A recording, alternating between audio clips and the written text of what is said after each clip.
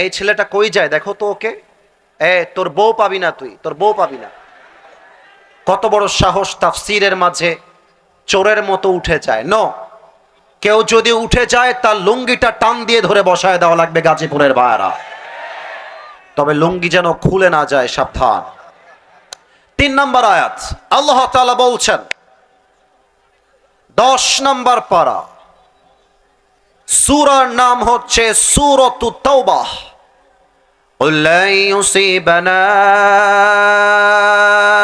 إلا ما كتب الله لنا. Oh my prophet, tell your ummah,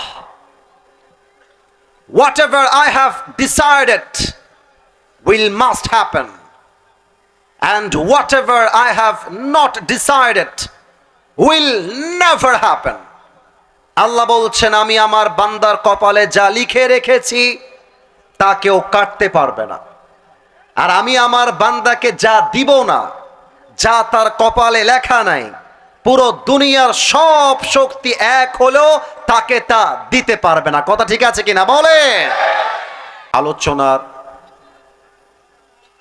central theme বা subject matter, মূল আলোচ্য বিষয় হচ্ছে তাওয়াক্কুল তথা আল্লাহর উপরে ভরসা। এবার গাজীপুরবাসীর উত্তর দেওয়ার পালা। আজ গাজীপুর কোনাবাড়ির এই মাহফিলে আমাদের আলোচনার সেন্ট্রাল থিম বা সাবজেক্ট ম্যাটার, মূল আলোচ্য বিষয় হচ্ছে তাওয়াক্কুল তথা আল্লাহর উপরে ভরসা। এবার আপনাদের পালা। আমি বলবো আরবিটা, আপনারা বলবেন বাংলাটা। দেখা যাক আপনারা আমার কথা বুঝেছেন কিনা। তাফসীরের বিষয় হচ্ছে তাওয়াক্কুল তথা আল্লাহর উপরে ভরসা। আওয়াজটা 100-তে 100 ভাগ চাই। Let's repeat again, let's give you another chance. আমি আরেকবার সুযোগ দিচ্ছি, মায়েরা পর্যন্ত বলবেন, তবে আওয়াজ দিয়ে নয়, মনে মনে বলবেন। আমার যুবক ভাইয়ারা, মুরব্বী আব্বা জানারা অ্যাক্টিভ হয়ে যান। আলোচনার বিষয় হচ্ছে তাওয়াক্কুল তথা আল্লাহর উপরে ভরসা। আমি কোরআন থেকে আয়াত ভিত্তিক তাফসীর করা শুরু করছি ফ্রম দিস মোমেন্ট। আউযু বিল্লাহি মিনাশ শাইতানির রাজীম। ওয়ামান ইয়াতাওয়াক্কাল আলাল্লাহি ফাহুয়া হাসবুহ। Allah says in this ayah, whoever trusts in Allah subhanahu wa ta'ala, Allah is sufficient for him. আল্লাহ বলছে, যেই বান্দা সুখে দুঃখে আমি আল্লাহর উপরে ভরসা করতে পারে, আমি আল্লাহ একাই তার জন্য যথেষ্ট হয়ে যায়। সুবহানাল্লাহ পড়বেন না আপনারা সবাই? সূরাতুল বাকারা 286 নম্বর আয়াত।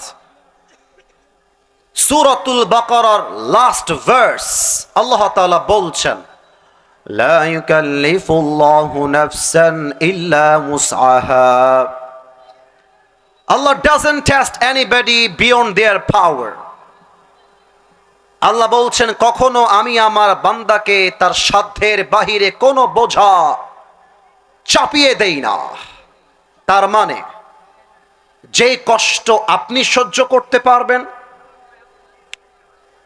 যে কষ্ট সহ্য করার ক্ষমতা আপনার ভেতরে আছে, যে কষ্ট হজম করার বুকের পাটা আপনার ভেতরে আছে, সেই কষ্ট দিয়ে আপনাকে পরীক্ষা করছে একজন। আওয়াজ দিয়ে বলেন সবাই, তিনি কে?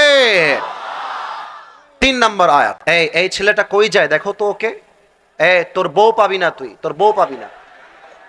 কত বড় সাহস তাফসীরের মাঝে চোরের মতো উঠে যায়। নো, কেউ যদি উঠে যায় তার লুঙ্গিটা টান দিয়ে ধরে বসায় দেওয়া লাগবে গাজীপুরের ভাইয়ারা। তবে লুঙ্গি যেন খুলে না যায়, সাবধান। 3 নম্বর আয়াত আল্লাহ তাআলা বলছেন, 10 নম্বর পারা, সূরার নাম হচ্ছে সূরাতুত তাওবাহ। قل لن يصيبنا إلا ما كتب الله لنا. Oh my prophet, tell your ummah, whatever I have decided will must happen, and whatever I have not decided will never happen. আল্লাহ বলছেন, আমি আমার বান্দার কপালে যা লিখে রেখেছি তা কেউ কাটতে পারবে না, আর আমি আমার বান্দাকে যা দিব না, যা তার কপালে লেখা নাই, পুরো দুনিয়ার সব শক্তি এক হলেও তাকে তা দিতে পারবে না। কথা ঠিক আছে কিনা বলেন? আল্লামা ইকবাল লিখেছেন, কষ্টের পরে সুখ তেমন ভাবে আসে, রাতের পরে দিন যেমন ভাবে আসে। কষ্টের কথা বউকে আগে বলতে যেও না, বন্ধুকে আগে বলতে যেও না। কষ্টের কথা একমাত্র রবের সেজদায় গিয়ে রবকে বলো। আল্লাহ বলছে, তুমি যদি আমাকে ডাকতে পারো, আমি আল্লাহ একাই তোমার জন্য যথেষ্ট হয়ে যাব। কোন সবাই সুবহানাল্লাহ। This is called tawakkul.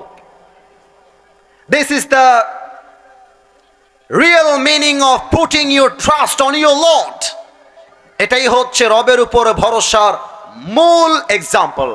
এবার একটা প্রশ্ন করব গাজীপুরবাসীর কাছে, দেখা যাক ইসলামের জ্ঞান আপনাদের মাঝে কতটুকু আছে। এই প্রশ্নের মাধ্যমে ক্লিয়ার হয়ে যাবে।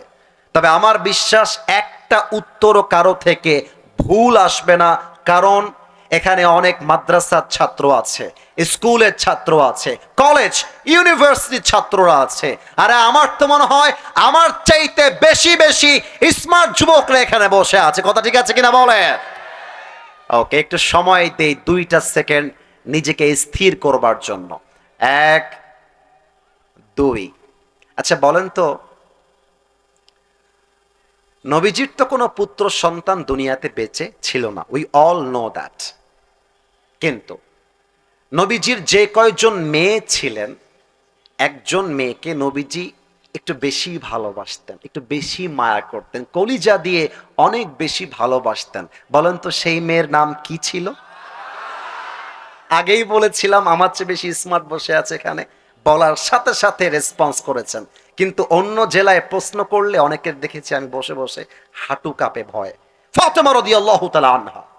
এবার আসেন সেকেন্ড প্রশ্নে যাই। ফাতেমাকে বিয়ের জন্য অনেকেই প্রস্তাব দিয়েছে বলে আমি হাদিসে পড়েছি, কিন্তু নবীজি একজন যুবককে ফাতেমার জামাই হিসেবে অ্যাকসেপ্ট করেছিলেন। জামাইয়ের নাম কি ছিল? ফাতেমার জামাইয়ের নাম আলী রাদিয়াল্লাহু তাআলা আনহু। লাস্ট কোয়েশ্চেন, ফাতেমার গর্ভ থেকে 2 জন জান্নাতের সর্দার এসেছিল, 1 হাসান, 2 আওয়াজটা কমে গেল যে 1 হাসান 2 মাশাআল্লাহ, রাইট আনসার। আমি বোঝাতে চাই যে আলী রাদিয়াল্লাহু তাআলা আনহুর বুকের ভেতরে তাওয়াক্কুল কত বেশি ছিল, সে তার রবকে ভরসা কেমন করে করত। উহুদের যুদ্ধ এবং বদরের যুদ্ধের পরে আল্লাহ তাআলা মুসলমানদেরকে একটা ভিক্টরি দিলেন, একটা বিশাল বিজয় দিলেন। এমন একটা ভাব যে পুরো পৃথিবীতে ইসলামের পতাকা উড়ে যাবে।